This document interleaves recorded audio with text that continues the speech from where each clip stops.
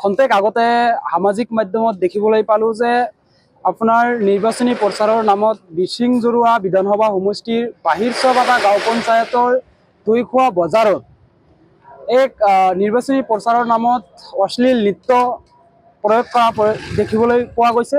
গতিকে এই বিষয়ত যেহেতু আমি তাৎক্ষণিকভাৱে ছ'চিয়েল মিডিয়াত জাষ্ট দেখিবলৈ পাইছোঁ, গতিকে এই বিষয়টো আমি কালি প্ৰথমে আপোনাৰ গৰিহণা জনাইছোঁ, ধিক্কাৰ জনাইছোঁ যে আচলতে নিৰ্বাচনৰ নামত এনেকুৱা ঘটনা কেতিয়াও হ'ব নালাগে আৰু এনেধৰণৰ অশ্লীল নৃত্যও আমি অনুষ্ঠানত আয়োজন কৰিব নালাগে।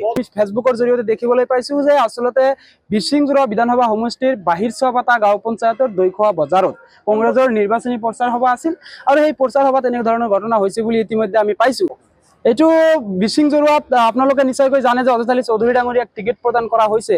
গতিকে আমি সবিশেষ কালি আমি তথ্যখিনি সংগ্ৰহ কৰিম আচলতে কোন কোন ব্যক্তি আচলতে প্ৰাৰ্থীগৰাকী বা কংগ্ৰেছ দলে আচলতে এইটো অনুষ্ঠানটো এনেকৈ আচলতে কৰিবলৈ সমাজত এনেকৈ কৰিবলৈ আচলতে অনুষ্ঠিত কৰিছিল নেকি তাৰ বিষয়ে অৱগত হ'ম, য'ত আচলতে আকৰ্ষণ কৰি ভোটাৰলৈ ৰূপান্তৰিত কৰিবলৈ এনেকুৱা ঘটনা সংঘটিত কৰিছিল নেকি।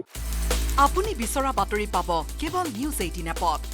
নিউজ 18 এপ ডাউনলোড কৰিবলৈ স্কেন কৰক এই QR কোড। গুগল প্লে ষ্টৰতো পাব এই নিউজ 18 এপ।